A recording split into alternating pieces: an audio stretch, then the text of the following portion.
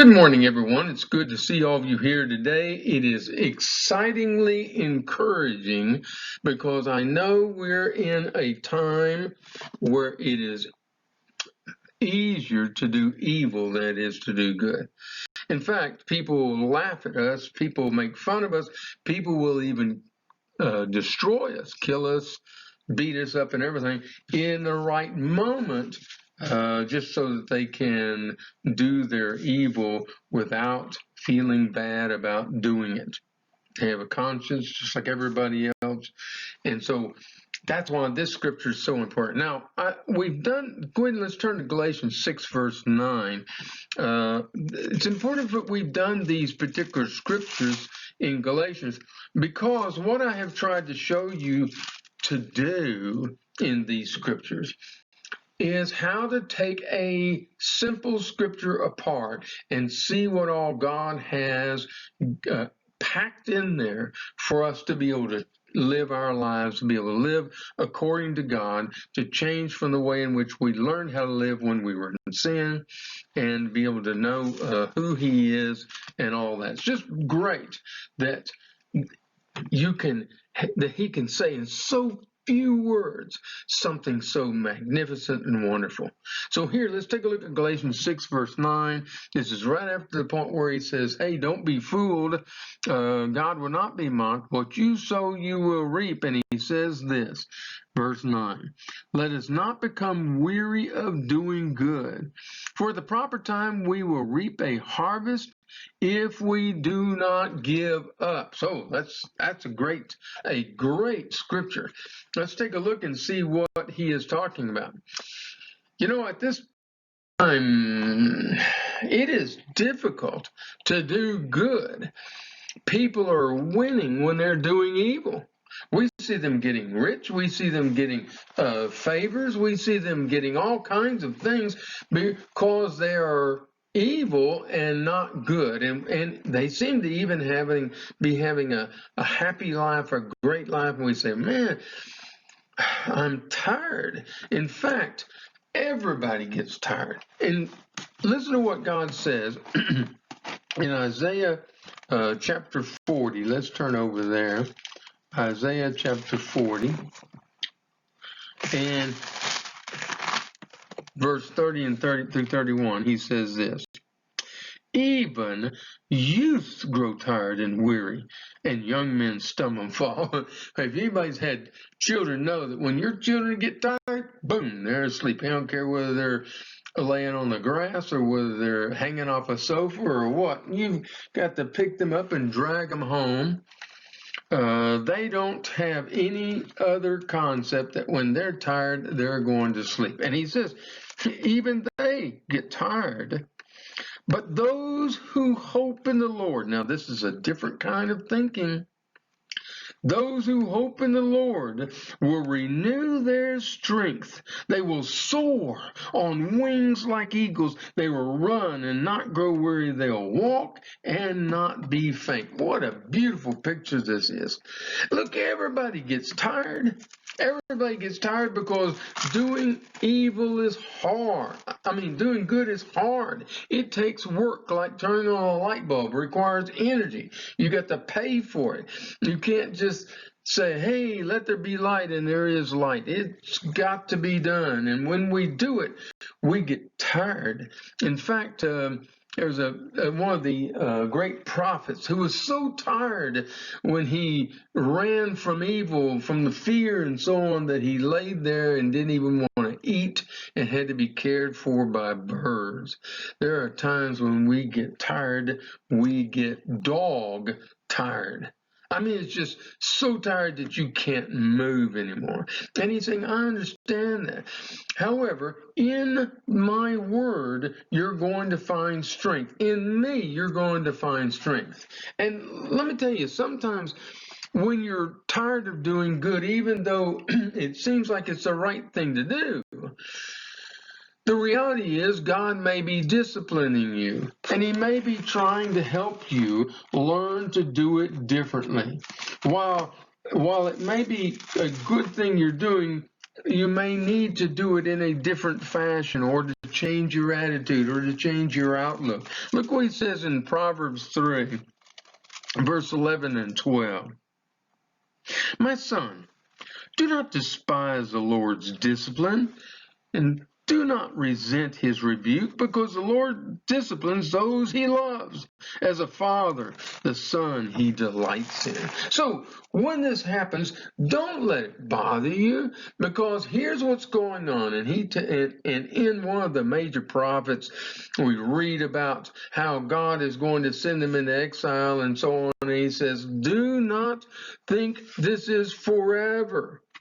The farmer plows only for a time. Then he stops that and reseeds so that new, fresh, quality crops will grow. So don't consider that you're being disciplined and you're going to be disciplined forever. That will stop. Go and do the good, not being weary, because it's something you can do. In fact, Jesus says his yoke is light. And there are times when it doesn't seem light. There are times you get tired of carrying this load, but he says, you can do it. Yes, you can. You can. It is possible. And now, there's the first part, being weary. But doing good. Being weary of doing good. What do you mean, being weary of doing good? Why would that be? Why do we have to do good? Hey, it was what you were designed to do. In fact, that's the wrong scripture address. I'm supposed to have had the right one, which is Genesis 1, 26 through 27. So here's what he says in Genesis 1, 26 and 27. You were made in the image of God. He made you to be like him. Well, who is God? God was not only created you in the image, but what does God do? God says, I'm good. And anything that is of me is going to be good. So therefore, it's what you were designed to do. Your hands were not designed to do evil. Your heart was not designed to hold on to evil. Your feet were not designed to take you into evil. But rather, you were designed to do good. And God is for you. He's not against you. Remember that. God is for you. Why is he for you? He's for you because that's who he is. He made you. He wants you to be with him. He is for you. Now, let's take a look at Jeremiah. In Jeremiah chapter 29 and see what he says there. Okay, 29, verse 11. For I know the plans I have for you, declares the Lord. Plans to prosper. You're not to harm you. Plans to give you hope for the future. So you see what he's saying there? I have plans for you, and the plans I have for you are for you to be happy and prosper and so on and so forth. I'm not planning for you to do what's evil. I'm not planning for you to be hurt.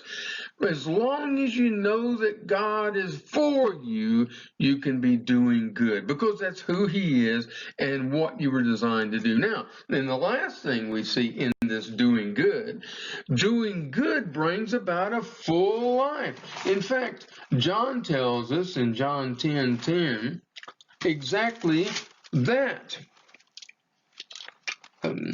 The thief comes to steal and kill and destroy. I have come that they may have life and have it to the full. In other words, a full life. That you can't have a full life without doing good. It just doesn't work, because that's the way you were designed to be. And then he says, don't become weary, doing good. And do good because that's who you are. Because here's what's going to happen. There is a time to harvest. There's a time that is coming. And let me tell you something. Paul talks about this idea. See, I've got these scriptures transposed. Excuse me. Paul talks about this idea of where there is a race, and in this race, Christ is telling you, come on, come on. He's right there with you running, or he's at the finish line saying, come on, you can do it. I did it.